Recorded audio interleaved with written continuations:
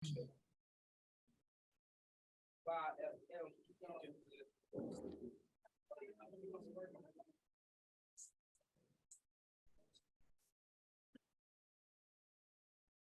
morning, great morning. It has been a wonderful morning here at Amazing 102.5 FM. And when I introduce this next guest to you, you're going to understand why. Before we even get started into this, I want to make sure that you've downloaded our free KMAZ app. Also, make sure that you find us on our website at www.amazing1025fm.org. And if you're inside of the 610 loop in 3rd Ward, 5th Ward, downtown or midtown, then you can get in your car and put your dial to 102.5 FM right now. Now, turn your volume all the way up and listen to who I have to share with you today. She is the owner and CEO of IMare Boutique. With over 100,000 followers on Instagram and close to a decade of experience in styling some of your favorite celebrities, she has created a lane for plus-size women that is almost unheard of. Her story of overcoming is one of that is admirable. In early 2022, she completely lost her business due to the Houston tornado. Her loss caused her so much heartache and pain, but she remained humble and continued to build. In April 2022, she opened a brand new warehouse and launched a mentor program to help small boutique owners gain success. To date, she has made over $1 million in revenue and has invested in small businesses and their brands. She would consider herself faithful, confident, and courageous. Please welcome onto our amazing airwaves, Martha E. Berry. Great morning. Great morning. Thank you for having me. Absolutely. We're so glad to have you on the line with us today. For someone who is just hearing about you for the very first time, other than what I've just mentioned here, tell us a little more about you. My name is Martha E. Berry. I am the CEO of IMare Boutique. Also, I am the founder of IMare Cares. That's my foundation for homeless ladies. And I'm originally from Franklin, Louisiana. I've been in Houston, so I guess I'm a Houstonian now. I've been in Houston for 21 years. So pretty much, I've been in business for the last 6.5 years.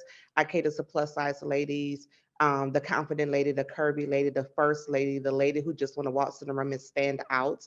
And I also created a mentorship for boutique owners to help them and for people who are inspired and want to start their boutique.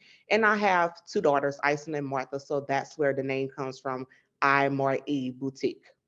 Love that. Love that. Thank you for sharing that with us. And I'm also from Louisiana, and sometimes it's hard to kind of mention that I don't know what determines when you become a Houstonian.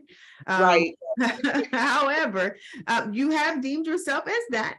And my question to you is, how was that transition for you? There's a lot of people who move from Louisiana to Houston, and starting a business may not be that easy at first. So tell us a little bit about your transition and your experience coming from state to state and expanding here in Texas. So, of course, when I moved here, I had no idea that I was going to be an entrepreneur. I just came here to work. I came here for a better opportunity because I didn't make some of the best decisions in Louisiana. It was nowhere for me to grow, nowhere for me to do better. And because I was a teenage mother, I missed the opportunity to go to school. So I pretty much had to go straight into being independent and, taking care of my daughter. And so I caught myself coming here for 2 weeks, to visit my dad because I just needed to get away. And so when I got here, I was like, oh, I like it. And so it took me like a month to find a job. I found a job and I just started working and just started growing, just started meeting people. But even though I didn't start the business till like 10, 15 years later, I built my business because I knew so many people. So I kind of was afraid, like, how is this going to work? But I think for me, I leaned on wanting my people from my hometown to support me, but I got more support from here. So then I started realizing that it's not always where you're from, it's where you're at. And so it was a very smooth transition for me to grow here. I call Houston my home now. Sometimes my family get mad, like, you from Louisiana? But it's because I've been here for so long and I get so much love here. Yeah, totally understand that and can relate.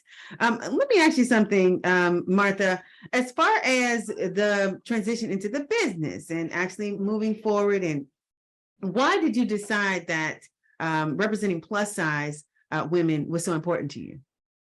because I'm plus size. And so for me, I had started off with dress styling a one of the plus size ladies at a mega church. And so she was young and she would wait until the last minute, the day before church, and be like, I need this the colors you're wearing. I'm like, where am I supposed to find this at? Like, we thick. And so it was a hard challenge, like going to certain stores because I was like, this stuff looked kind of old, you know. And then when I would style her, people at church would be like, where did you get that from? Where can I get that from? So I was like, maybe I should start the boutique and sell the items, not have as many, but sell the items that I'm styling her in. So that was one of the reasons, that I launched the boutique and started the boutique to be able to have a variety and have the items for my clients. Because first I had clients from doing styling, and I'm plus size and I wanted to be the face of my brand. So I figured plus size was the way to go. They didn't have a lot of plus size boutiques. I think a lot of people are afraid until now, but they were used to be afraid to start plus size businesses because, you know, they would make items for people and they was like, you're plus size, you can't wear that. Yes, we can. We can wear color. We don't have to just wear black. We can have our arms out as long as it still looks nice and classy, but we can wear some of the clothes that regular size, ladies wear. You just have to wear it in decent and in order. Love that. Love that. Listen, Martha, you also have a mentorship program for women who are starting their own small boutique. Can you give us three good tips that you would provide to someone who is deciding that they want to do just the same? So, three good tips I would be to actually get a mentor because I didn't have a mentor. So, I made a lot of bad mistakes, spent a lot of unnecessary money that I had to just throw all the inventory away. So, I would say get a mentor, get someone who can walk you through it. And not don't just get a mentor to give you a vendor list. Get a mentor that's going to show you how to maintain a successful business. A lot of times we get in business and we don't know that you have to have insurance. You have to have accounting person to help you with accounting. Like those are factors of running a successful business. Like when the tornado happened, I had insurance. So I was able to bounce back compared to a lot of boutique owners. They don't have insurance.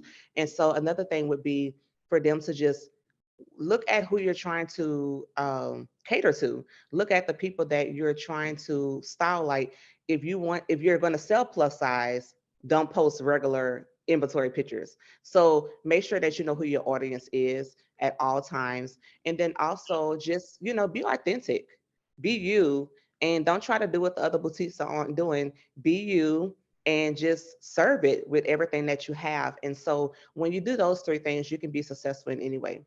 Love that. Martha Eberry, it's Women History Month, and I'd love to know from you, who is a woman that you'd like to pay homage to in this month? So I think that the person who has always inspired me and pay homage to is Oprah.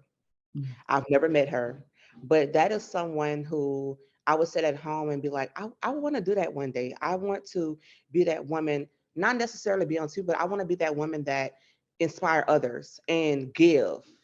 I always know that when you give, you're going to receive. And so I always give, like even in my mentorships, I give out between $2,500 to $5,000. I give out free websites throughout the year. I give so much to homeless people, to people who are just having a hard time, to other business owners, and so I do believe that when you give that your blessings will come to you, but it's also to honor God, because I promised God that if he would get me to the level of being an eight-figure business owner, and when at the time a seven-figure business owner, but now I'm an eight-figure business owner, that I will bless other people and take them along with me. Love that. Love that. Listen, we've got to wrap this interview up, Martha. We'd like to leave our fans, followers, listeners, and supporters with something inspiring, something empowering, something they can take with them the rest of the day, the rest of the week, and all the way up to the weekend. What can you leave us with today? I would say be you. Don't let anything stop you. Keep going, push through it, pray through it. And whatever business it is that you want to start, whatever goals you have, whatever dreams you have, do it. And as God, keep God first and let him lead the way. Love that. And how do we find you? You can find me on Instagram at IMare Boutique. That is IMareBoutique. Martha, thank you for joining us here today on the Amanda Sapp Morning Show on Amazing 102.5 FM. We appreciate you and happy Women's History Month.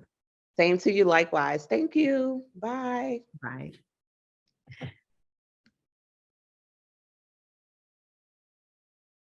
'80s, '90s, and everything.